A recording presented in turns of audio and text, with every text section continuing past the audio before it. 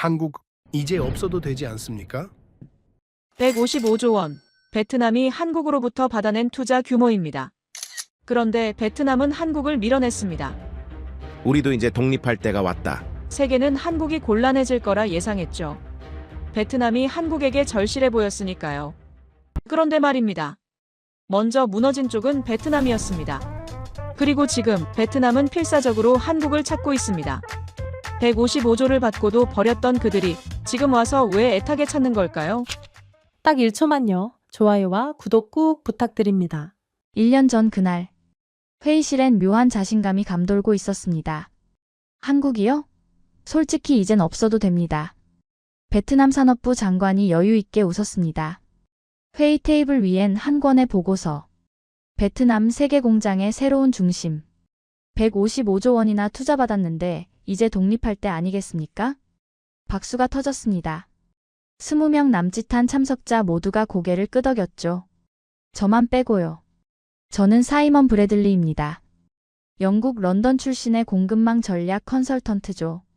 베트남 정부가 저를 초청한 이유는 분명했습니다. 한국 없이도 버틸 수 있는 독립형 공급망을 설계하라는 것. 런던 정치경제대학에서 국제경제학 박사 과정을 마쳤습니다. 그 뒤로 20년간 글로벌 제조업 공급망 재편 프로젝트를 수행해왔죠. 중남미 산업단지 설계, 동유럽 생산기지 구축. 제 이력엔 성공 사례들이 빼곡했습니다. 그런데 그날 이상한 예감이 들었습니다. 회의가 끝나고 혼자 남았습니다. 테이블 위 보고서를 다시 펼쳤어요. 화려한 그래프들, 상승하는 곡선들, 베트남의 찬란한 미래. 하지만 각주를 보는 순간 손이 멈췄습니다. 한국 기술 의존도 32%, 전자부품 67%, 섬유 원자재 54%, 자동차 부품 71%. 숫자는 명확했습니다. 하지만 정부는 듣지 않으려 했죠. 저는 데이터를 더 파고들었습니다. 한국이 베트남에 뿌린 씨앗의 실체를 알고 싶었거든요. 920억 달러. 한국의 누적 투자액이었습니다. 베트남 전체 외국인 직접 투자 중 압도적 1위. 바로 한국이었습니다. 프로젝트 수만 1만 개가 넘었죠.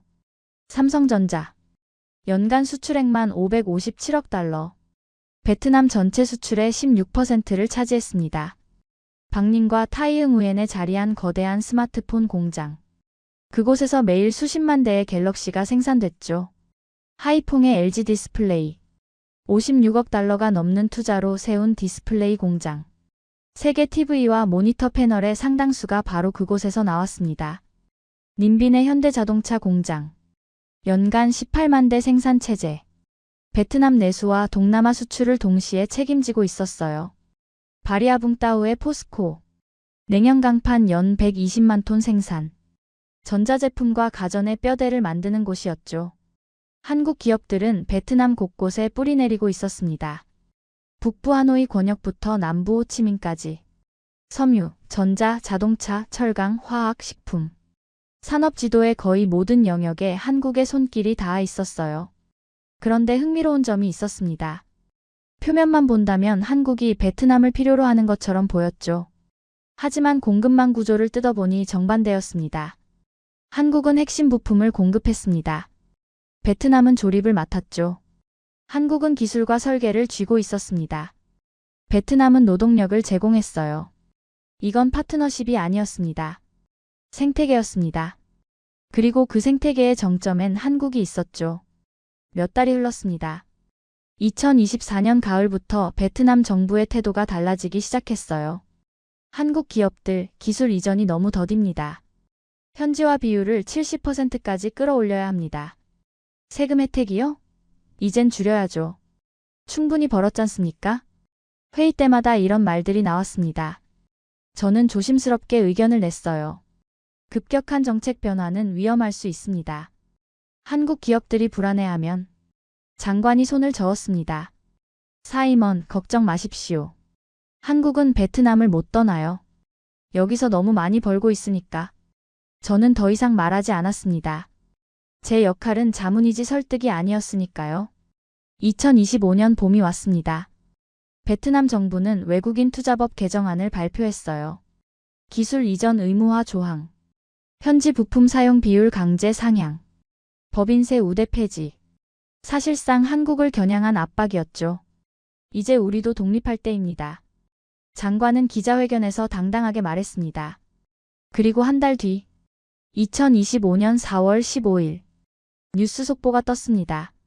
한국산업통상자원부와 주요 대기업들의 공동 성명. 베트남 신규 투자 전면 중단.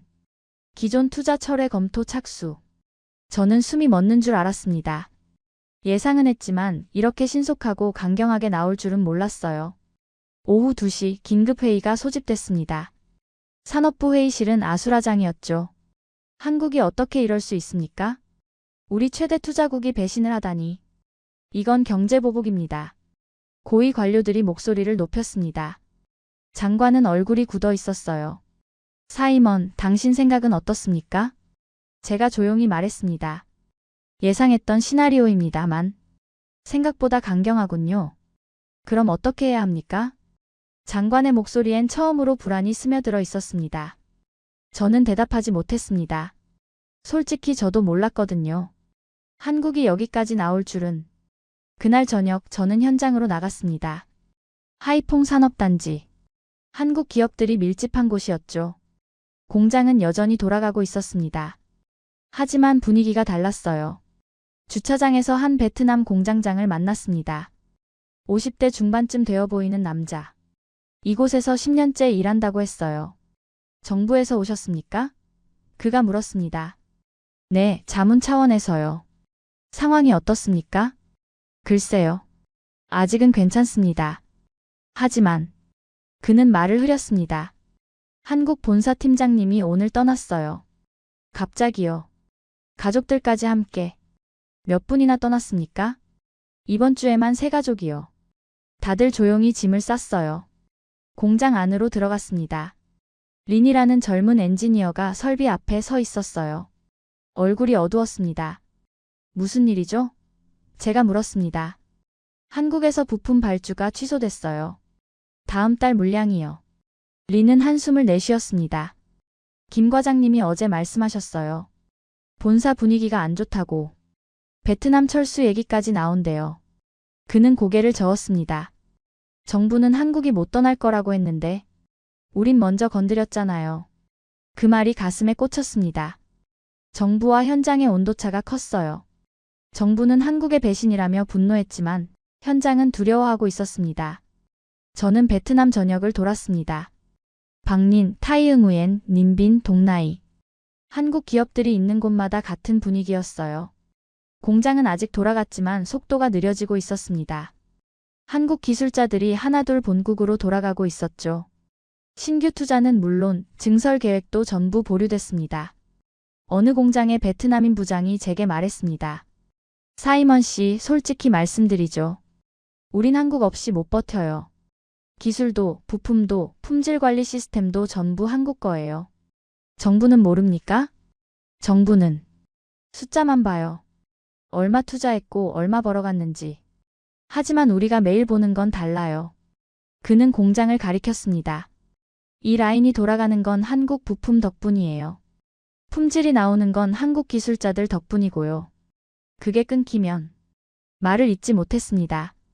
호텔로 돌아와 노트북을 열고 보고서를 쓰기 시작했어요. 한국의 결정은 예고된 것이었습니다. 하지만 베트남 정부는 한국의 본심을 오판했어요. 한국에게 베트남은 여러 선택지 중 하나일 뿐이었습니다. 저는 계산해봤습니다. 만약 한국이 정말 손을 뗀다면 3개월 안에 가동률이 반토막 날 겁니다. 수출은 급감하고 실업률은 치솟겠죠. 그런데 더 무서운 건 따로 있었습니다. 한국은 이미 다음 수를 준비하고 있었습니다. 과테말라, 멕시코, 코스타리카, 미주 지역으로의 전환 신호가 포착되고 있었어요. 베트남은 한국을 밀어냈습니다. 하지만 한국은 미련이 없었죠. 창밖으로 하이퐁의 야경이 보였습니다. 여전히 불빛은 많았어요. 하지만 저는 알고 있었습니다. 이건 시작일 뿐이라는 걸. 진짜 어둠은 이제부터라는 걸요. 그렇게 속수무책으로 3개월이 흘렀습니다. 2025년 7월. 저는 다시 하이퐁 산업단지에 서 있었습니다. 하지만 이곳은 더 이상 제가 알던 그곳이 아니었어요. 주차장은 텅 비어 있었습니다. 4월엔 차들로 빼곡했던 자리가 지금은 절반도 채워지지 않았죠. 공장 건물 몇 개는 아예 문을 닫았습니다. 페인트가 벗겨지고 먼지가 쌓인 간판들. 3개월. 겨우 석 달 만에 이렇게 변할 수 있다는 게 믿기지 않았습니다. 첫 번째로 멈춘 건 삼성협력사였습니다. 타이응우엔의 전자부품 공장. 한국에서 핵심 반도체 칩과 디스플레이 패널 공급이 끊기자 일주일 만에 생산이 중단됐어요. 그 다음은 섬유였습니다. 한국산 고급 원단과 염료가 들어오지 않자 품질이 무너졌죠. 유럽 바이어들이 주문을 취소하기 시작했습니다. 자동차 조립 라인도 마찬가지였습니다. 현대차 협력 업체들이 부품 공급을 중단하자 공장이 속수무책으로 멈췄어요. 가동률 통계를 확인했습니다. 4월엔 82%였습니다. 이 사태 이후엔 51%까지 떨어졌죠. 절반이 넘는 공장이 제대로 돌아가지 않고 있었어요. 린을 다시 만났습니다. 3개월 전 그 젊은 엔지니어 말입니다. 얼굴이 훨씬 수척해져 있었죠. 그가 힘없이 말했습니다. 저희 공장 다음 주에 문 닫아요. 부품이 안 들어와요. 중국 제품으로 바꿔봤는데 불량률이 3배로 뛰었거든요. 클레임이 너무 많이 들어와서 결국 계약이 다 취소됐어요. 린의 목소리는 떨렸습니다. 여기서 수년을 일하면서 한국 기술자들한테 배우면서 정말 많이 성장했다고 생각했는데 그는 말을 잇지 못했습니다. 같이 일하던 직원 120명. 다음 주면 다 실직이에요. 저는 아무 말도 할 수 없었습니다. 린의 공장만이 아니었습니다. 북부 박림과 하이퐁 지역만 해도 폐업한 공장이 30개가 넘었어요. 실업자는 기하급수로 늘어났습니다. 정부 통계를 확인했습니다. 북부 공단 지역 평균 실업률 12%. 3개월 전엔 4%였는데 말이죠. 그런데 더 충격적인 건 따로 있었습니다. 공장이 멈추자 주변 모든 게 무너졌어요. 산업단지 근처 식당들이 문을 닫기 시작했습니다. 일하던 사람들이 사라지니 손님이 없어진 거죠. 호텔과 게스트하우스도 마찬가지였습니다. 한국 기업 출장객들이 끊기자 객실 절반이 비었어요. 렌터카 회사, 항공 셔틀, 통역 서비스. 한국 기업들과 연결된 모든 산업이 타격을 받았습니다. 하노이의 한 호텔 지배인이 제게 말했습니다. 한국 손님들이 저희 매출의 40%였어요. 지금은 그분들이 안 오세요. 그는 한숨을 쉬었습니다. 직원 절반을 내보내야 할 것 같아요. 관광산업 통계도 처참했습니다. 한국발 출장객 감소로 호텔 매출 38% 급감. 공항 면세점, 식음료, 교통까지 연쇄 하락. 한국 기업들이 세웠던 건 단순히 공장이 아니었습니다. 생태계였어요. 그 생태계가 무너지자 모든 게 함께 무너졌습니다. 수출 지표를 봤습니다. 베트남의 자랑이던 성장률. 작년 같은 기간엔 14%였습니다. 지금은 4.8%. 급락이라는 말로도 부족했어요. 추락이었습니다. 한국 기업들이 회수한 자본 규모도 집계됐습니다. 2개월 만에 4조 원. 무려 4조 원의 자본이 회수됐습니다. 베트남으로서는 엄청난 타격을 입은 거죠. 더 심각한 건 신규 투자는 말할 것도 없고 기존 투자금까지 빠져나가고 있다는 거였습니다. 어느 날 저녁 긴급 호출을 받았습니다. 산업무역부 장관이 대책회의를 소집한다는 거였죠. 회의실에 들어섰습니다. 1년 전 그 자신만만했던 회의실. 4월에도 왔던 그곳. 하지만 이번엔 분위기가 완전히 달랐습니다. 자신감은 온데간데 없었어요. 테이블 위엔 빨간색 그래프가 가득한 보고서들만 쌓여 있었습니다. 장관이 들어왔고 얼굴엔 피로가 역력했어요. 여러분, 상황을 아실 겁니다. 그런데 한국이 이렇게까지 나올 일입니까? 그의 목소리는 무거웠습니다. 지난 3개월간 우리가 입은 피해는 예상을 훨씬 뛰어넘었습니다. 공장 가동률 반토막, 수출 급감, 실업률 폭증. 장관은 보고서를 넘겼습니다. 중국 기업들과 접촉했습니다. 대만 기업들과도 논의했죠. 한 관료가 끼어들었습니다. 품질을 맞추지 못합니다. 한국 부품 수준을 따라올 곳이 없어요. 다른 관료가 덧붙였습니다. 기술 이전도 문제입니다. 한국처럼 체계적으로 가르쳐주는 곳이 없습니다. 중국은 기술을 주지 않고 완제품만 팔려고 하고 대만은 가격이 너무 높아요. 회의실은 침묵에 잠겼고 장관이 저를 봤습니다. 우리가 뭘 잘못한 겁니까? 저는 한동안 대답하지 못했습니다. 솔직히 뭐라고 말해야 할지 몰랐어요. 결국 천천히 입을 열었습니다. 한국을 너무 단순하게 보셨습니다.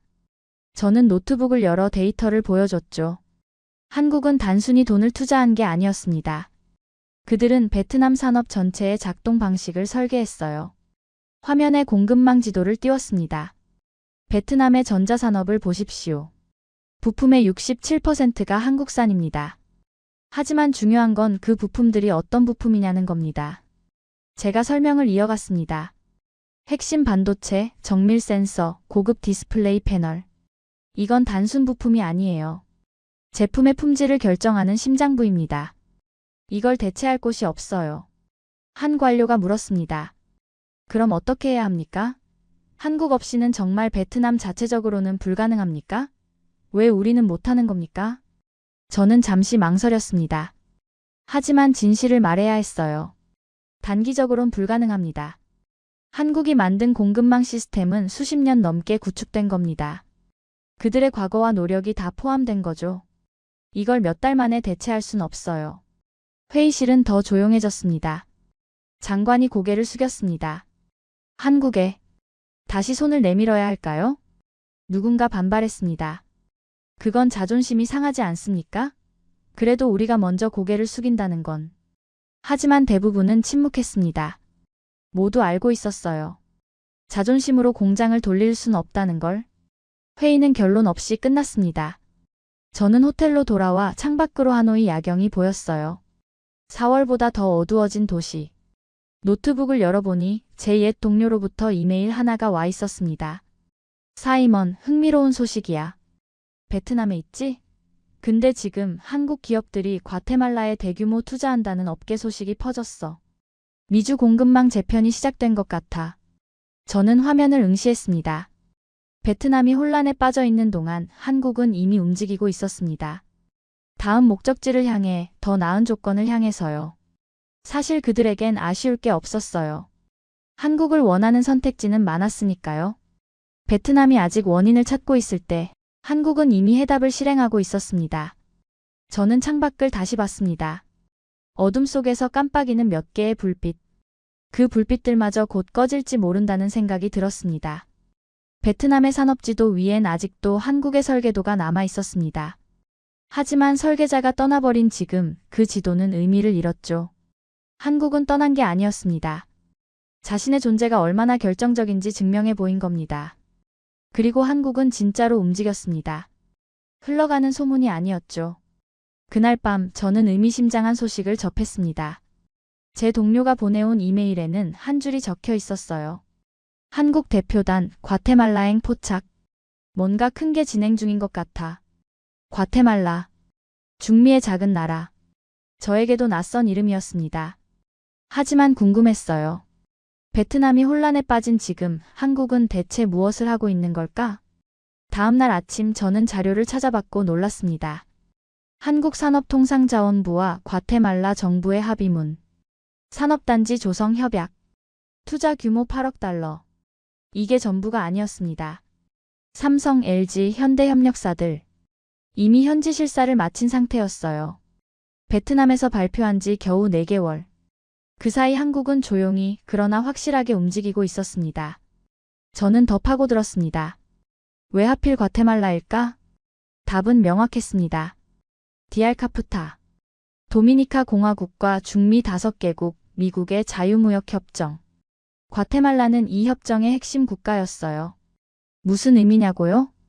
과테말라에서 만든 제품은 미국으로 무관세 수출이 가능했습니다. 게다가 리드타임, 과테말라에서 미국 동부 항만까지 3일에서 5일. 베트남은 22일에서 30일 걸렸죠. 5분의 1 수준이었습니다. 통관도 달랐습니다. 과테말라는 평균 48시간이지만 베트남은 5일에서 7일이었죠. 속도에서 압도적이었어요. 저는 과테말라 산업부 자료를 더 찾아봤고 그리고 경악했습니다. 과테말라 정부가 한국 기업들에 제시한 조건. 10년 법인세 전액 감면. 토지 무상 임대 20년. 전력 요금 특별 할인 30%. 항만 사용료 우대. 베트남과 비교가 안 됐습니다. 베트남은 세금 혜택을 축소하고 있었는데 과테말라는 오히려 더 많이 주고 있었어요. 한국 기업들이 설립 승인받은 공장 목록을 봤습니다.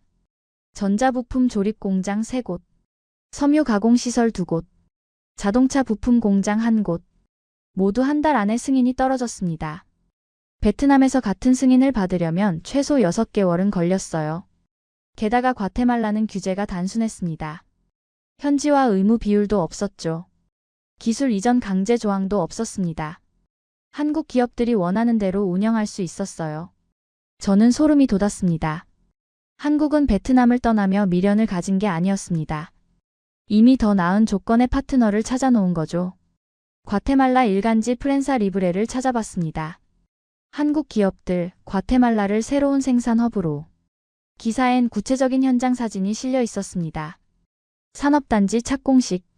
한국 대표단과 과테말라 산업부 장관이 삽을 들고 있었어요.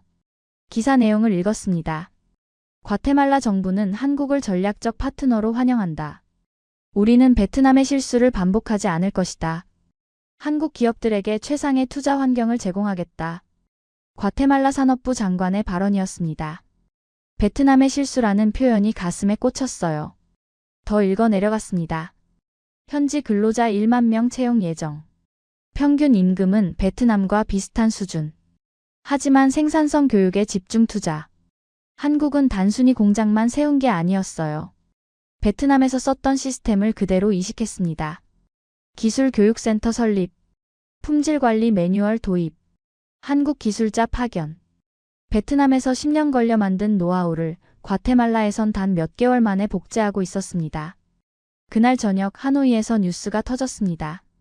베트남 언론도 과테말라 소식을 다뤘어요. 한국 중미로 투자처 변경. 베트남 대신 과테말라 선택. 제 전화가 울렸습니다. 린이었습니다. 사이먼 씨 뉴스 보셨어요? 목소리가 떨리고 있었습니다. 한국이 정말 우릴 버린 거예요? 과테말라로 간 거예요? 저는 대답하기 어려웠습니다. 버린 게 아니라 더 나은 선택을 한 겁니다. 더 나은 선택이요? 린의 목소리엔 배신감이 섞여 있었습니다. 우리가 뭘 잘못했길래? 저는 조용히 말했습니다. 린, 솔직히 말할게요. 과테말라가 제시한 조건이 베트남보다 훨씬 좋습니다. 세금 감면 10년, 토지 무상임대, 규제 최소화. 베트남은 반대로 갔죠. 세금 올리고 기술 이전 강요하고 규제 강화하고 말이죠죠. 린은 한동안 말이 없었습니다. 다음 날 저는 하이퐁 산업단지 현장으로 나갔습니다. 공장 식당 앞에 근로자들이 모여 있었어요. 누군가 스마트폰으로 뉴스를 보여주고 있었습니다. 과테말라 착공식 영상이었죠. 한 중년 남자가 중얼거렸습니다. 우리 대신 저 사람들이 선택받은 거야. 다른 사람이 한숨을 쉬었습니다. 정부가 잘못했어. 한국 기업들 너무 쥐어짰거든. 젊은 여성 근로자가 말했습니다. 삼성협력사 다음 달이면 완전히 철수한대요. 과테말라로 설비 옮긴대요. 분위기는 침울했습니다. 저는 물류 데이터를 더 분석했습니다. 실제 선적 시뮬레이션을 돌려봤어요. 과테말라 산업단지에서 생산한 제품의 경우 트럭으로 한국까지 2시간, 선적 후 미국 마이애미까지 3일. 통관 48시간까지 하면 총 6일이면 미국 소비자에게 도달했죠. 베트남은 어떨까요? 하이퐁 한국까지 3시간, 선적 후 미국 서부까지 22일. 통관 5일까지 하면 총 28일이 걸렸습니다. 차이가 무려 4배 이상이었습니다. 시간은 곧 돈이었어요. 재고 비용, 물류 비용, 기회 비용. 모두 과테말라가 압도적으로 유리했습니다. 저는 한국 기업 관계자 한 명과 통화할 기회가 있었습니다. 삼성협력사 부장이었어요. 솔직히 말씀드리면 과테말라가 모든 면에서 나아요. 그가 말했습니다. 리드타임은 5배 빠르고 세금은 안 내도 되고 규제는 없고. 베트남에서 겪던 스트레스가 없어요. 베트남이 그립진 않습니까? 그립죠. 10년 일했는데. 하지만 비즈니스는 감정이 아니잖아요. 그의 목소리는 담담했습니다. 베트남 정부가 우릴 파트너가 아니라 착취 대상으로 본 순간 관계는 끝난 거예요. 며칠 뒤 또 다른 소식이 들렸습니다. LG 디스플레이 협력사도 과테말라 진출을 검토 중이라는 거였죠.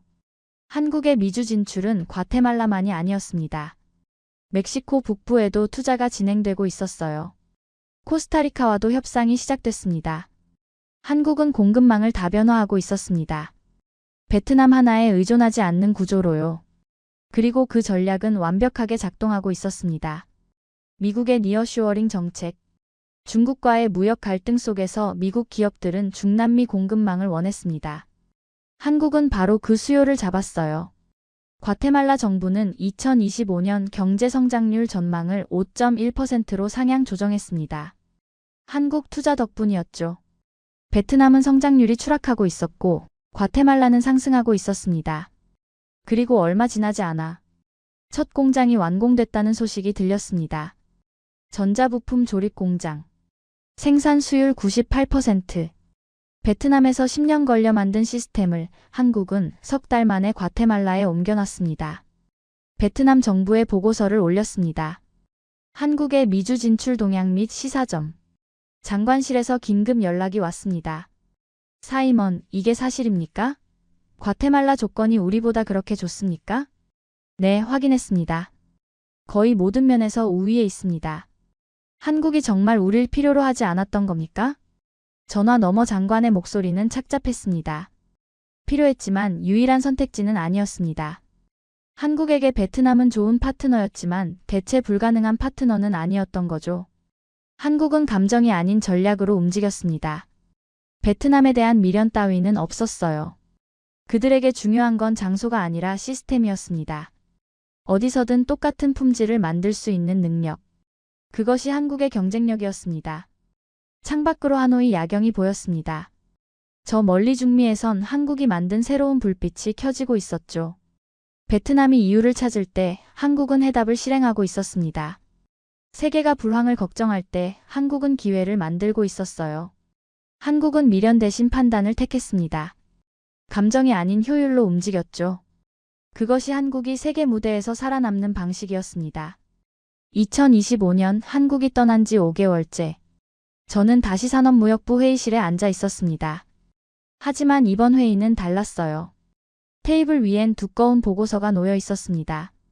제목은 자립형 공급망 재건 방안. 장관이 보고서를 펼치며 말했습니다. 여러분, 우리는 한국 없이도 할 수 있습니다. 회의실은 조용했습니다.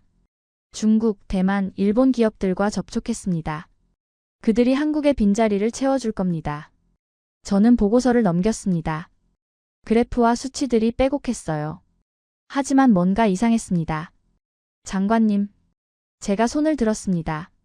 이 계획의 핵심 부품 조달은 어떻게 되는 겁니까? 장관이 페이지를 넘겼습니다. 중국에서 들여올 겁니다. 가격도 더 싸고요. 저는 지난 3개월간 제가 모은 현장 데이터 자료를 꺼냈습니다. 장관님, 현실은 다릅니다. 화면에 그래프를 띄웠습니다. 중국 부품으로 교체한 공장 7곳을 조사했습니다. 불량률이 평균 28%였어요. 한국 부품을 쓸 땐 2%였습니다. 회의실이 술렁였습니다. 대만 부품은 품질은 괜찮지만 가격이 한국보다 40% 비쌉니다. 납기도 입에 걸리고요. 한 관료가 끼어들었습니다. 그럼 기술 이전을 받으면 되지 않습니까? 저는 고개를 저었습니다. 중국은 기술을 주지 않습니다. 완제품만 팔려고 해요. 대만도 마찬가지고요. 핵심 기술은 절대 넘기지 않습니다. 다른 관료가 목소리를 높였습니다. 그럼 우리가 영원히 한국에 의존하란 말입니까? 이건 자존심 문제예요. 저는 침착하게 대답했습니다. 자존심으로 공장을 돌릴 순 없습니다. 회의실이 술렁였고 한 고위 관료가 반박했습니다. 한국이 우리한테 얼마나 많이 투자했는데요? 155조 원이요. 그만큼 베트남이 중요한 거점이라는 거 아니겠습니까? 그런데 배신을 했단 말입니다. 저는 데이터를 더 보여줬습니다. 배신이 아닙니다. 비즈니스 판단이었어요. 베트남이 먼저 조건을 바꿨잖아요. 다른 슬라이드를 띄웠습니다. 한국 부품 의존도 여전히 67%입니다. 5개월이 지났지만 이 숫자는 거의 안 줄었어요. 장관이 끼어들었습니다. 그래서 말입니다, 사이먼. 우리가 중국 부품으로 전환하면 되지 않겠습니까? 저는 한숨을 쉬었습니다. 구체적인 사례를 보여줘야 할 것 같았어요. 장관님, 제가 직접 본 사례를 말씀드리죠. 노트북에서 사진을 꺼냈습니다. 동나이의 전자부품 공장입니다. 8월에 중국 반도체 칩으로 교체했어요. 공장 내부 사진이 화면에 떴습니다. 라인이 멈춰 있었죠. 첫 주에 불량률 12%, 둘째 주엔 28%로 치솟았습니다. 제품 절반이 폐기됐어요. 다음 사진을 보여줬습니다. 쌓여있는 불량품들. 유럽 바이어가 클레임을 걸었습니다. 결국 계약이 취소됐어요. 공장은 지난주에 문 닫았습니다. 회의실은 정적에 잠겼습니다. 이게 한 곳만이 아닙니다. 비슷한 사례가 5곳 더 있어요. 제가 말을 이었습니다. 문제는 품질만이 아닙니다. 중국 기업들은 기술 지원을 안 해줘요. 뭐가 잘못됐는지 물어봐도 대답이 없습니다. 한국은 달랐어요. 기술자를 보내서 함께 문제를 해결했죠. 한 관료가 물었습니다. 대만은 어떻습니까? 대만은 품질은 괜찮습니다. 하지만 가격이 문제예요. 자료를 보여줬습니다. 같은 부품인데 한국보다 40% 비쌉니다. 납기도 입에 걸려요. 이익이 안 나옵니다. 회의실 분위기가 무거워졌습니다. 장관이 조용히 물었습니다. 그럼 한국 없이는 정말 불가능하단 말입니까? 저는 잠시 망설였지만 진실을 말해야 했어요. 단기적으론 불가능합니다. 최소 5년은 걸릴 겁니다. 한국이 10년 넘게 쌓아온 시스템을 대체하려면요. 5년이요? 네. 한국은 2010년부터 투자했습니다. 기술자를 보내고 인력을 키우고 공급망을 구축했어요. 그게 지금의 베트남 산업입니다. 한 젊은 관료가 물었습니다. 그럼 우리가 먼저 손을 내밀어야 한다는 겁니까? 침묵이 흘렀고 다른 관료가 반발했습니다. 그건 굴욕 아닙니까? 우리가 고개를 숙인다는 건. 하지만 대부분은 말이 없었습니다. 회의는 결론 없이 끝났습니다. 그날 저녁 저는 린을 다시 만났습니다. 공장 앞 작은 식당에서였어요. 그의 얼굴은 더 수척해져 있었습니다. 사이먼 씨, 저희 공장 완전히 문 닫았어요. 어제요. 120명 전원 해고됐어요. 저도요. 린의 목소리는 떨렸습니다. 동기들도 다 실직했어요. 일자리 구하기도 힘들대요. 한국 공장들이 다 떠났으니까. 그는 술잔을 들었습니다. 우리 마을에 공장이 5개 있었어요. 지금은 하나만 남았어요. 그것도 곧 문 닫는데요. 린이 말을 이었습니다. 아이 학교 등록금 못 냈어요. 집세도 밀렸고요. 저만 그런 게 아니에요. 마을 사람 절반이 그래요. 저는 아무 말도 할 수 없었습니다. 왜 우린 한국 사람들을 밀어냈을까요? 린이 중얼거렸습니다. 김 과장님 기억나세요? 제가 실수하면 밤늦게까지 남아서 가르쳐 주셨어요. 주말에도 오셨어요. 월급도 안 받고요. 그의 눈가가 붉어졌습니다. 떠나기 전날 김 과장님이 우셨어요. 린 미안해. 우리도 어쩔 수 없어. 그때 저도 울었어요. 린은 고개를 저었습니다. 한국 사람들 나쁜 사람들 아니었어요. 우리 정부가 잘못한 거예요. 곳곳에서 공장 불빛이 꺼지고 있었습니다. 실업률 통계를 확인했어요. 북부 공단 지역 평균 14%. 4월엔 4%였는데 말이죠. 10만 명이 넘는 사람들이 일자리를 잃었습니다. 그 가족들까지 치면 수십만 명. 공장이 문을 닫으니 주변 상권도 무너졌어요. 식당, 마트, 숙박업소, 교통서비스. 모두 연쇄적으로 타격을 받았습니다. 보고서를 썼습니다. 마지막 문장을 이렇게 적었어요. 한국을 잃은 건 실수였다. 그러나 더 큰 실수는 지금도 그 사실을 부정하는 것이다. 다음 날 아침 장관실에서 연락이 왔습니다. 사이먼, 당신 보고서 봤습니다. 장관의 목소리는 복잡했습니다. 이걸 어떻게 해결해야 할까요? 우리가 저자세로 낮춰야 합니까? 저는 잠시 생각했습니다. 그건 제가 결정할 문제가 아닙니다. 하지만 한 가지는 확실하죠. 뭡니까? 시간이 흐를수록 조건은 나빠질 겁니다. 한국은 이미 과테말라에서 성공적으로 자리 잡고 있으니까요. 멀지 않은 곳에서 또 하나의 공장이 문을 닫고 있었습니다. 간판이 내려지고 직원들이 마지막 짐을 싸고 있었죠. 한국이 남긴 건 설비가 아니었습니다. 작동의 철학이었어요. 기술을 가르치고 함께 문제를 풀고 끝까지 책임지는 자세. 그 철학 없이 기계는 그저 쇠덩어리일 뿐이었습니다. 2025년 9월 말 저는 다시 하이퐁 산업단지에 있었습니다. 이번엔 정부 조사팀과 함께였어요. 폐쇄된 공장들의 실태를 점검하러 온 거였죠. 첫 번째 공장에 들어섰습니다. 먼지가 쌓인 컨베이어 벨트, 멈춰선 기계들, 텅 빈 부품 창고. 2개월 전까지만 해도 이곳엔 300명이 일했지만 지금은 아무도 없었어요. 조사팀이 서류를 뒤지는 동안 저는 공장 안을 천천히 둘러봤습니다. 한쪽 구석에서 누군가를 발견했어요. 린이었습니다. 린, 여기서 뭐 하는 겁니까? 그는 놀란 표정으로 저를 봤습니다. 린의 손엔 낡은 상자가 들려 있었습니다. 이게 뭡니까? 한국 기술자분들이 남기고 간 거예요. 떠나기 전날 제게 맡기셨거든요. 린이 상자를 열었습니다. 안엔 노트 몇 권과 손편지들이 있었어요. 노트는 두껍고 낡았습니다. 김 과장님 거예요. 5년 동안 여기서 같이 일했어요. 린이 노트를 조심스럽게 펼쳤습니다. 페이지마다 빼곡한 글씨. 설비 조정 매뉴얼이었어요. 온도 설정, 압력 조절, 타이밍 제어. 모든 게 손으로 직접 적혀 있었습니다. 이거 보세요. 린이 한 페이지를 가리켰습니다. 3번 라인 불량률 높을 때 대처법. 김 과장님이 밤새워서 찾아낸 거예요. 여기 날짜 보세요. 2023년 7월 15일. 손글씨 옆엔 작은 그림도 그려져 있었습니다. 부품 배치도, 공정 흐름도. 이건 교과서에도 없는 내용이에요.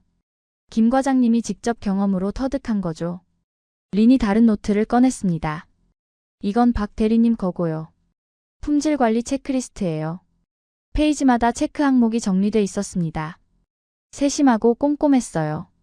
매일 아침 이걸로 점검했어요. 덕분에 불량률을 2% 아래로 유지할 수 있었죠. 린이 편지 한 장을 꺼냈습니다. 종이가 약간 구겨져 있었어요.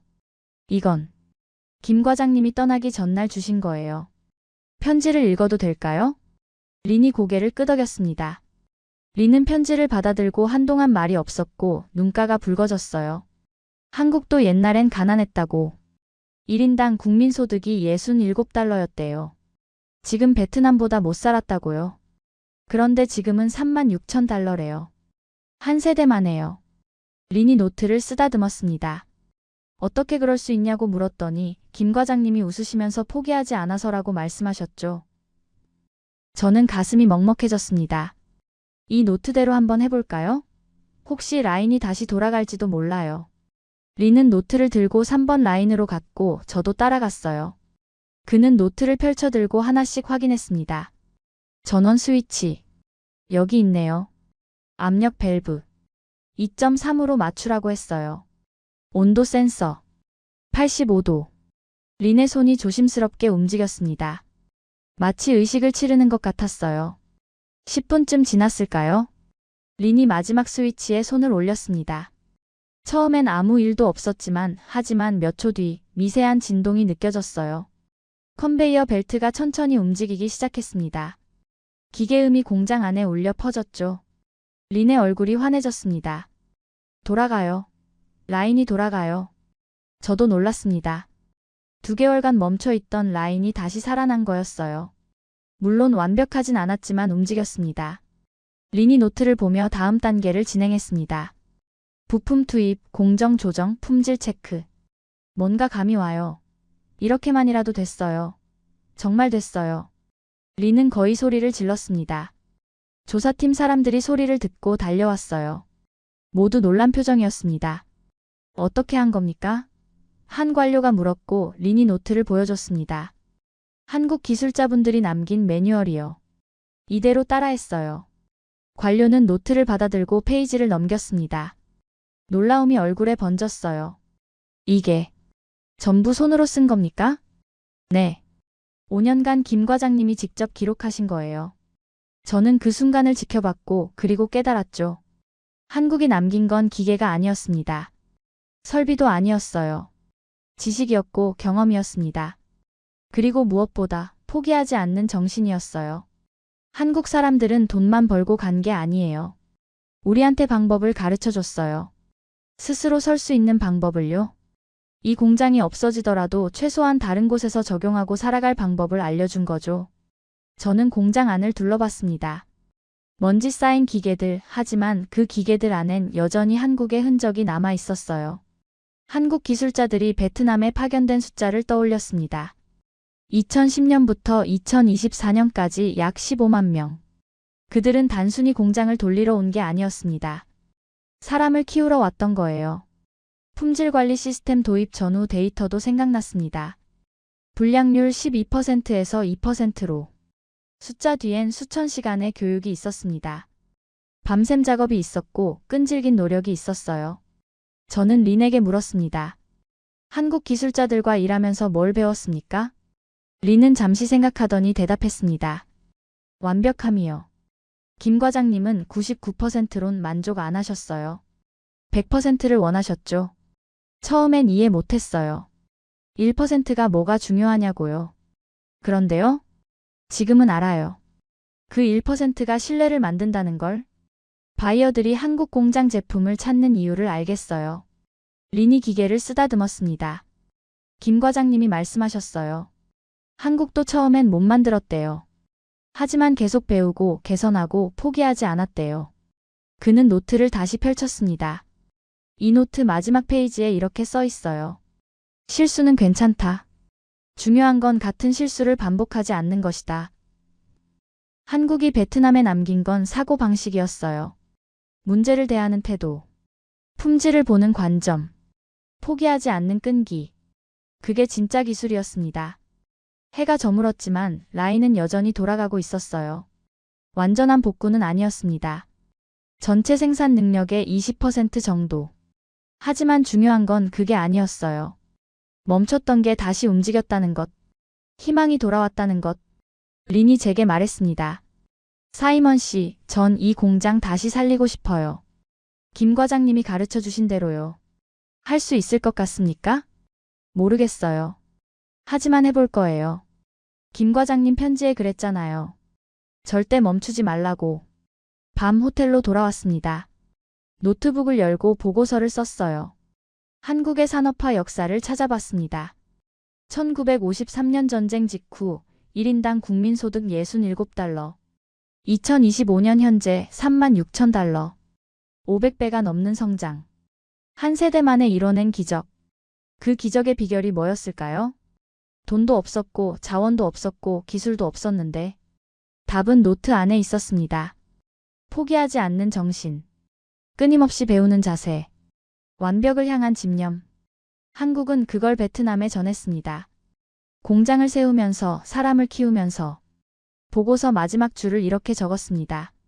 한국이 남긴 건 기술이 아니었다. 절망 속에서도 다시 시작하는 법이었다. 창밖으론 어두운 하노이가 보였습니다. 하지만 저 멀리 하이퐁 방향에서 작은 불빛 하나가 깜빡이고 있었어요. 린이 살린 라인. 한국의 노트로 되살아난 희망. 그 불빛이 언젠가 베트남 전체를 다시 밝힐 수 있을까요? 알 수 없었습니다. 하지만 한 가지는 확실했어요. 한국이 심어놓은 씨앗은 죽지 않았습니다. 여전히 살아있었고 언젠가 다시 꽃필 수 있었습니다.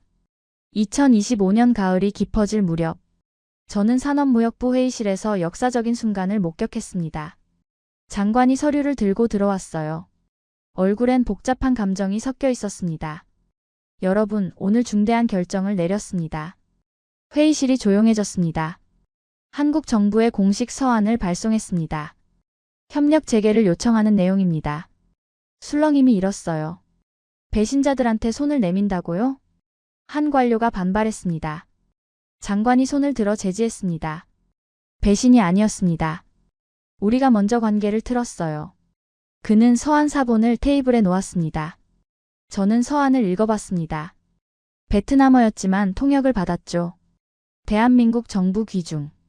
베트남 사회주의 공화국 산업무역부는 지난 6개월간의 상황에 대해 엄중히 생각합니다. 한국은 단순한 투자국이 아니라 우리의 성장 파트너였습니다. 우리는 그 관계의 가치를 제대로 이해하지 못했습니다. 이제 우리는 상호 존중과 신뢰를 바탕으로 새로운 관계를 만들고자 합니다. 서한은 정중하면서도 진솔했습니다. 자존심을 버린 게 아니라 현실을 인정한 거였어요. 한국의 반응은 어떻습니까? 제가 물었습니다. 아직 공식 답변은 없습니다. 하지만 장관이 다른 서류를 꺼냈습니다. 우리도 변했다는 걸 보여줘야 합니다. 새로운 법안 초안이었어요. 함께 첨부해서 보냈다고 했죠. 기술 유출 방지법 전면 개정, 외국인 투자 보호 조항 대폭 강화, 지적재산권 이중 보호 시스템. 이건 한국만을 위한 게 아닙니다. 모든 외국 투자자를 위한 겁니다. 장관이 설명했습니다. 하지만 한국이 가장 먼저 혜택을 받을 겁니다. 그들이 가장 많이 투자했으니까요. 법안은 구체적이었습니다. 기술 이전을 강제하지 않기, 특허 침해 시 즉시 구제 절차, 세금 우대 10년 재보장. 베트남이 완전히 태도를 바꾼 거였어요. 2주 뒤 한국에서 답변이 왔습니다. 장관실로 호출됐습니다.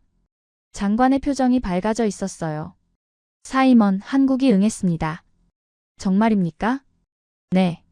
하지만 조건이 있어요. 장관이 한국 측 답변서를 보여줬습니다. 관대하지만 철저하다는 게 이런 거군요. 저는 문서를 읽었습니다. 한국의 조건, 기술 보안 상호협력 MOU 체결, 지적재산권 보호 공동위원회 설치, 산업윤리코드 의무 준수, 분쟁 발생 시 제3자 중재 의무화. 복수가 아니었습니다. 시스템이었어요. 이번엔 감정이 아니라 원칙으로 간다는 뜻이군요. 제가 말했습니다. 장관이 고개를 끄덕였습니다. 그래서 더 좋습니다. 감정은 변하지만 시스템은 지속되니까요. 그리고 서울에서 재협약 서명식이 열렸습니다. 저도 베트남 대표단과 함께 갔어요. 서명식장은 엄숙했습니다. 화려하진 않았지만 무게감이 있었어요. 한국산업통상자원부 차관이 연단에 올랐습니다.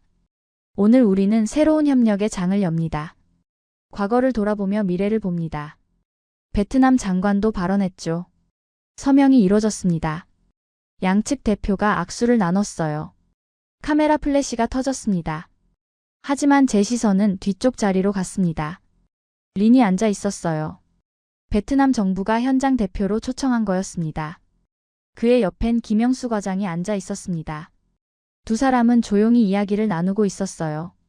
린이 노트를 보여주자 김 과장의 얼굴이 환해졌습니다. 저는 그 장면이 진짜 화해라고 느꼈습니다.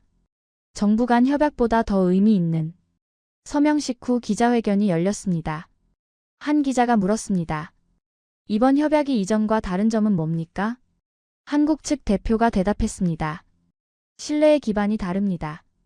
이전엔 성과만 봤다면 이번엔 과정을 함께 만듭니다.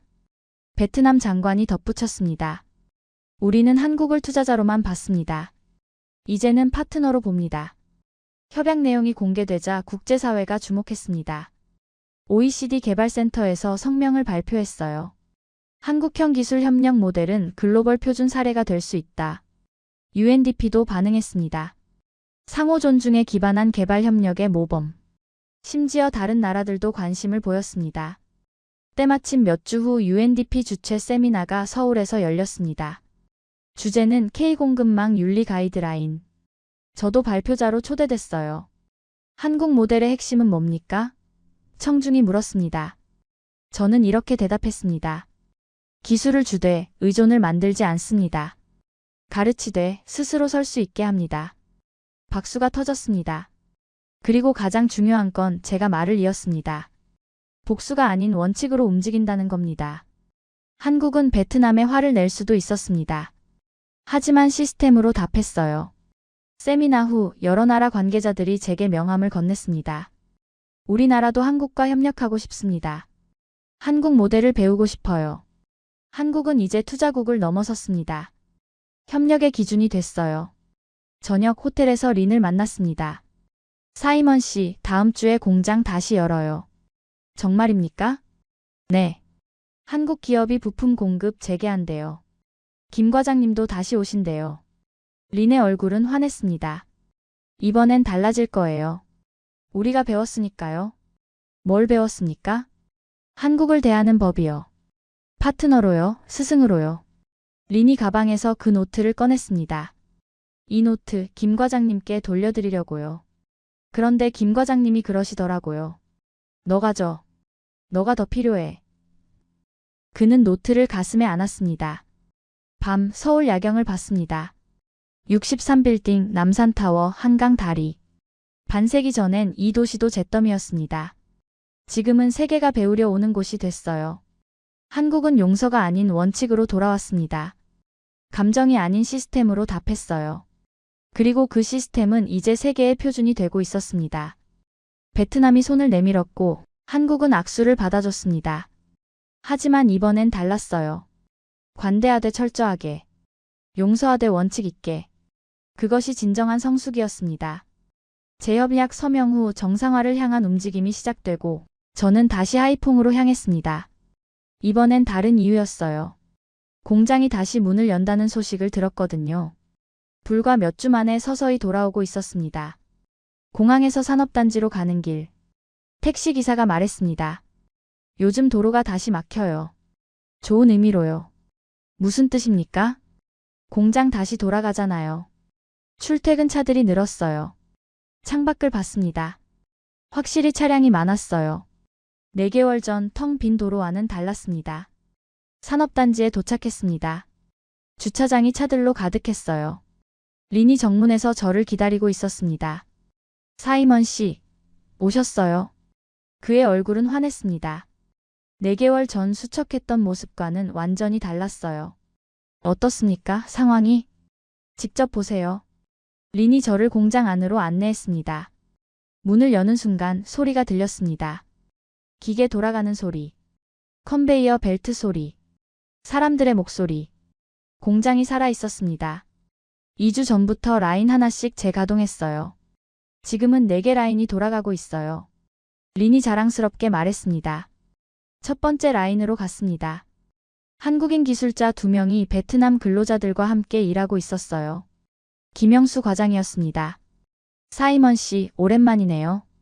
김 과장이 반갑게 인사했습니다. 공장 분위기가 어떻습니까? 예전보다 나아요. 다들 절실하거든요. 이 기회를 놓치면 안 된다는 걸 이제는 아니까요. 김 과장이 모니터를 가리켰습니다. 보세요. 수율이 회복되고 있어요. 그래프가 상승 곡선을 그리고 있었습니다. 재가동 첫 주 수율 65%, 2주차 78%, 현재 85%, 목표는 95%예요. 2주 안에 달성할 수 있을 거예요. 품질도 돌아왔습니다. 불량률 3% 이하. 예전 수준이었어요. 한국 본사에서 부품 공급 재개했어요. 삼성 디스플레이 모듈, LG 전자 부품들 다 들어오기 시작했죠. 김 과장이 설명했습니다. 다른 라인들도 둘러봤습니다. 3번 라인에선 젊은 여성 엔지니어가 태블릿으로 공정을 체크하고 있었어요. 이분은 응우엔 씨예요. 린이랑 같이 일했던 분이죠. 김 과장이 소개했습니다. 안녕하세요. 응우엔이 인사했습니다. 다시 일할 수 있어서 정말 기뻐요. 4개월 동안 다른 일 하면서도 계속 이 일 생각했거든요. 무슨 일 하셨습니까? 식당에서 서빙했어요. 하루 종일 서 있으니까 다리도 아프고. 하지만 월급은 공장 절반도 안 됐어요. 그녀의 목소리엔 안도감이 섞여 있었습니다. 이제는 놓치지 않을 거예요. 한국 분들한테 제대로 배울 거예요. 공장 밖으로 나왔습니다. 옆 건물에선 더 큰 변화가 일어나고 있었어요. 현대자동차 협력사 공장. 님빈 공장에서 쓸 부품을 만드는 곳이었습니다. 공장장이 저를 맞았습니다. 50대 중반의 베트남인. 한국 본사에서 신규 계약 따냈어요. 연간 18만 대 생산체제 부품 납품이요. 그가 기뻐하며 말했습니다. 4개월 동안 정말 힘들었어요.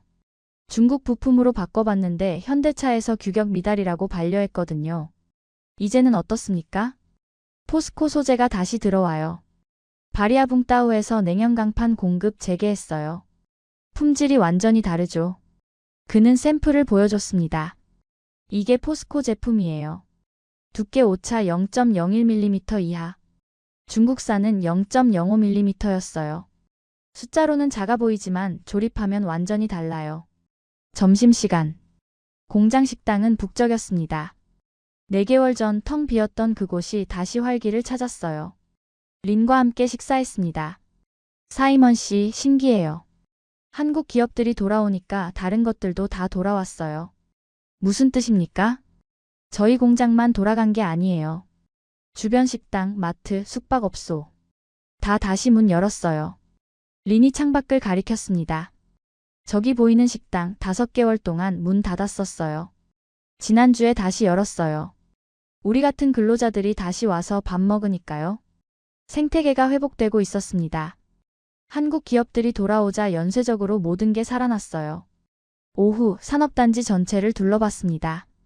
LG 디스플레이 협력사, 제가동 2주차, 직원 200명 복귀, 섬유 공장, 한국산 원단 공급 재개, 유럽 바이어 주문 다시 들어옴, 자동차 부품 공장, 포스코 소재 입고, 생산 속도 정상화, 숫자로도 확인됐습니다.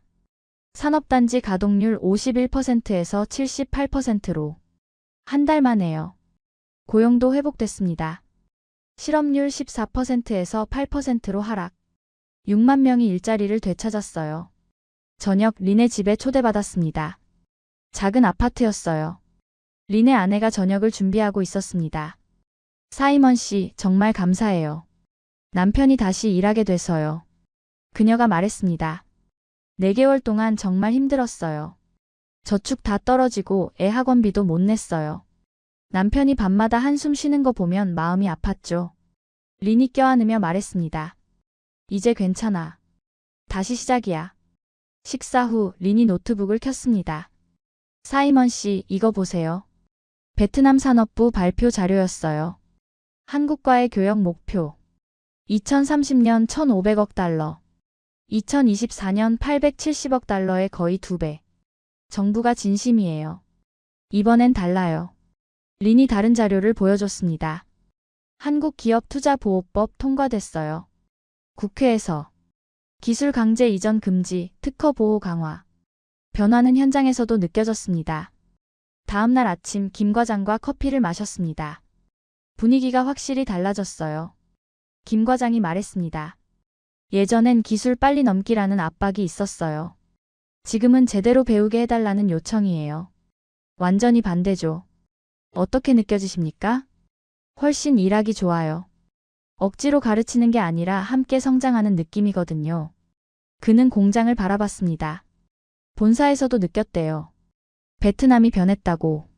그래서 신규 투자도 검토 중이래요. 정말입니까? 네. 내년 상반기에 2억 달러 규모 증설 계획이 있어요. 물론 이번엔 조건이 확실히 보장돼야 하지만요. 저는 데이터를 정리했습니다. 재협약 후 한 달간의 변화. 가동률 27% 상승. 고용 6만 명 회복. 수출 전년 대비 플러스로 전환. 하지만 숫자보다 중요한 건 따로 있었습니다. 한국이 움직이자 베트남이 움직였다는 것. 한 나라의 결정이 다른 나라 전체를 바꿨다는 것. 그날 밤 하이퐁 야경을 봤습니다. 불빛이 돌아왔어요. 공장 건물들이 환하게 빛나고 있었습니다. 도로엔 차들이 오가고 식당엔 사람들이 북적였죠. 석 달 전만 해도 어두웠던 이 도시가 다시 살아났습니다. 한국이 켠 불빛. 아니, 한국이 돌아오자 스스로 다시 켜진 불빛. 린이 제게 문자를 보냈습니다. 사이먼 씨, 우린 다시 배우고 있습니다. 이번엔 제대로요. 그 문장이 모든 걸 말해줬습니다. 한국은 복수가 아닌 기준으로 돌아왔습니다. 그리고 그 기준이 곧 스위치였어요. 베트남은 이제 알았습니다. 한국은 단순한 투자자가 아니라 생태계의 심장이라는 것을. 그 심장이 다시 뛰기 시작했습니다. 그리고 베트남 전체가 다시 숨쉬기 시작했어요. 2025년 완연한 가을. 하노이 공항. 저는 출국 수속을 기다리며 공항 라운지에 앉아 있었습니다. 베트남에서의 마지막 날이었어요. TV가 켜져 있었습니다. 국제 뉴스 채널. 화면에 익숙한 장면이 나왔습니다. 과테말라 산업단지 리본 커팅식. 한국 대표단과 과테말라 정부 관계자들이 가위를 들고 있었어요. 테이프가 끊어지고 박수가 터졌습니다. 자막이 떴습니다. 한국 기업들 과테말라에 12억 달러 투자 확정. 아나운서가 말했습니다. K-패브릭으로 불리는 의류 생산 단지가 완공됐습니다. 내년부터 미국 월마트와 타깃에 직접 공급할 예정입니다. 화면이 바뀌었습니다. 공장 내부 모습. 최신 설비들이 줄지어 서 있었어요. 과테말라 정부는 2026년까지 수출 성장률 7%, 신규 고용 12만 명, GDP 성장률 1.2%포인트 상승을 전망하고 있습니다. 저는 화면을 응시했습니다. 1년 전을 떠올렸어요. 베트남이 한국을 밀어냈던 그때, 모두가 한국이 곤란해질 거라 생각했죠. 하지만 현실은 달랐습니다. 한국은 베트남을 떠나며 슬퍼하지 않았습니다. 이미 다음 기회를 찾아놨으니까요. 과테말라, 그리고 멕시코, 코스타리카. 한국은 공장을 옮긴 게 아니었습니다. 세계 공급망의 방향을 다시 설계한 거였어요. 뉴스가 계속됐습니다. 한편 베트남에서도 긍정적인 변화가 포착됐습니다. 한국과의 재협약 이후 산업 가동률이 빠르게 회복되고 있으며 화면엔 하이퐁 산업단지가 나왔습니다. 밤에 찍은 영상. 불빛으로 가득한 공장들. 한국은 두 대륙을 동시에 살렸습니다. 베트남을 회복시키면서 과테말라를 성장시켰어요. 어떻게 가능했을까요? 답은 간단했습니다. 한국에게 중요한 건 위치가 아니라 시스템이었으니까요. 어디서든 똑같은 품질을 만들 수 있는 능력. 어떤 파트너와도 협력할 수 있는 유연성. 그리고 감정이 아닌 효율로 판단하는 냉철함. 탑승 안내방송이 나왔습니다. 저는 가방을 챙겨 게이트로 향했어요. 비행기에 올랐습니다. 창가 자리. 이륙 직전 하노이를 내려다봤습니다. 도시 전체가 불빛으로 반짝이고 있었어요. 6개월 전보다 훨씬 밝았습니다. 한국이 돌아온 덕분이었죠. 비행기가 떴습니다. 구름 위로 올라가자 베트남이 점점 작아졌어요. 노트북을 꺼냈습니다. 최종 보고서를 쓸 시간이었습니다. 제목을 적었습니다.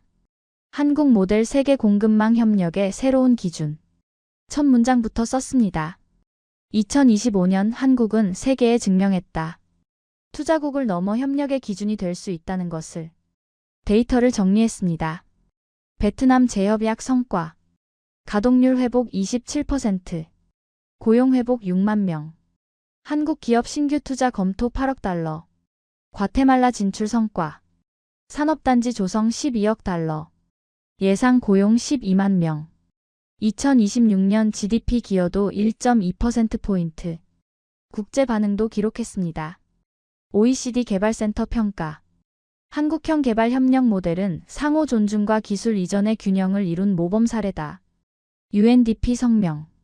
한국의 공급망 윤리 가이드라인은 글로벌 표준으로 채택될 가치가 있다. 세계은행 보고서. 한국은 개발도상국 협력에서 새로운 패러다임을 제시했다. 더 인상적인 건 따로 있었습니다. 아프리카 8개국이 한국과 비슷한 협정 체결을 요청했어요. 중남미 5개국도 한국 모델 벤치마킹을 원했습니다. 한국은 이제 투자를 받는 나라가 아니었습니다. 투자 방식의 표준을 만드는 나라가 됐어요. 저는 1년 전을 떠올렸습니다. 베트남 회의실에서 장관이 말했던 것. 한국은 이제 필요 없어요. 그 자신감이 얼마나 잘못된 판단이었는지. 한국은 필요 없는 게 아니었습니다. 대체 불가능했던 거예요. 그들이 만든 건 공장이 아니라 생태계. 그들이 판 건 제품이 아니라 시간. 그들이 준 건 돈이 아니라 방법. 보고서를 계속 썼습니다. 한국의 강점은 기술력만이 아니다. 협력의 철학이다. 구체적으로 설명했어요. 한국은 파트너를 착취하지 않는다. 성장시킨다. 기술을 독점하지 않는다. 나눈다. 하지만 원칙은 지킨다. 철저하게. 베트남 사례를 분석했습니다. 베트남이 관계를 틀었을 때 한국은 감정적으로 반응하지 않았다. 냉정하게 다른 선택지를 실행했다. 그러나 베트남이 다시 손을 내밀었을 때 한국은 문을 열어줬다. 복수가 아닌 시스템으로. 과테말라 사례도 적었습니다. 한국은 베트남을 잃어도 흔들리지 않았다. 이미 더 나은 조건의 파트너를 준비해뒀으니까. 그것이 진정한 협상력이다. 마지막 장을 썼습니다. 서울행 비행기가 착륙 준비에 들어갔습니다. 창밖으로 서울이 보였어요. 한강이 빛나고 있었습니다. 고층 빌딩들이 하늘을 찌르고 있었죠. 70년 전, 이 도시는 폐허였습니다. 1인당 국민소득 67달러. 지금은 36,000달러. 세계 10위권 경제 대국. 무엇이 이 기적을 만들었을까요? 자원이 아니었습니다. 인구도 아니었어요. 포기하지 않는 정신. 끊임없이 배우는 자세. 그리고 정확함을 향한 집념. 한국은 그걸 세 개와 나눴습니다. 베트남에서, 과테말라에서, 그리고 앞으로 더 많은 곳에서 비행기가 착륙했습니다. 인천공항. 입국장을 나서며 주변을 둘러봤습니다. 다양한 나라에서 온 사람들. 한국을 배우러 온 사람들. 한국과 협력하러 온 사람들. 한국의 방식을 보러 온 사람들. 한국은 더 이상 따라가는 나라가 아니었습니다. 세계가 참고하는 나라가 됐어요. 택시를 탔습니다. 호텔로 가는 길. 거리엔 삼성, LG, 현대 광고가 보였습니다. 그 기업들이 만든 제품이 세계 곳곳에서 쓰이고 있었죠. 하지만 진짜 수출품은 따로 있었습니다. 협력의 방식, 성장의 철학, 그리고 원칙 있는 관계. 그것이 한국이 세계에 판 진짜 가치였습니다. 호텔에 도착했습니다. 방에 들어가 노트북을 열었어요. 보고서 마지막 문장을 썼습니다. 한국은 단순한 선진국이 아니다. 세계를 설계하는 나라다. 공장을 세우는 게 아니라 시스템을 만든다. 제품을 파는 게 아니라 방법을 가르친다. 투자하는 게 아니라 파트너를 키운다. 그리고 그 모든 것을 감정이 아닌 원칙으로 한다. 베트남은 한국 없이 무너졌고 한국과 함께 다시 일어섰다. 과테말라는 한국과 함께 성장하기 시작했다. 이것이 한국이 세계에 증명한 것이다. 기술의 나라를 넘어 기준의 나라로. 세계가 불황을 걱정할 때 한국은 해답을 설계하고 있었다. 조용히 그러나 확실하게. 자랑하지 않고 그저 실행하며. 2025년 11월 나는 이제 안다. 한국은 세계를 설계하는 나라다. 저장 버튼을 눌렀습니다. 보고서가 완성됐어요. 창밖으로 서울 야경이 보였습니다. 수많은 불빛들. 그 불빛들이 세계 곳곳을 밝히고 있었습니다. 베트남에서, 과테말라에서, 그리고 앞으로 더 많은 곳에서. 한국이 만든 빛. 아니, 한국이 함께 켠 빛. 그 빛은 계속 퍼져나갈 것입니다. 왜냐하면 한국은 알고 있으니까요. 진정한 강대국은 혼자 빛나는 나라가 아니라 함께 빛나게 하는 나라라는 것을. 저는 노트북을 덮었습니다. 그리고 미소 지었어요. 이 이야기를 세상에 전할 시간이었습니다. 한국이 세계를 어떻게 바꾸고 있는지, 그리고 앞으로 어떻게 바꿀 것인지. 그것이 제가 본 진실이었습니다. 한국은 베트남에 복수하지 않았습니다. 원칙으로 답했죠. 베트남은 다시 일어섰고 과테말라는 새롭게 성장했습니다. 두 대륙을 동시에 살린 나라. 그게 바로 대한민국입니다. 70년 전 우리는 폐허였습니다. 지금은 세계가 배우러 오는 나라가 됐죠. 기술만이 아닙니다. 협력하는 방식, 파트너를 키우는 철학, 감정이 아닌 시스템으로 움직이는 성숙함. 이 모든 것이 한국의 진짜 경쟁력입니다. 여러분, 우리는 어떤 나라에 살고 있습니까? 단순히 잘 사는 나라가 아닙니다. 세계의 기준을 만들고 함께 성장하는 법을 가르치는 나라입니다. 세계를 설계하는 나라, 대한민국의 진짜 모습을 보여준 오늘의 이야기를 함께 해주셔서 감사합니다. 지금까지 우인스의 수진이었습니다. 오늘도 끝까지 함께 해주셔서 정말 감사합니다. 수진이랑 우인스 다음에도 함께 해요. 오늘도 행복한 하루 되세요. 사랑합니다. 우이스 우리들의 이야기 작은 꿈도 커지는 이 순간 웃으며 함께 나가요 모두의 마음이 크게 울려요. 당신만의 감동 이야기가 늘 당신 곁에서 따뜻한 순간으로 남길 바랍니다. 다음에도 따뜻한 이야기로 다시 찾아올게요.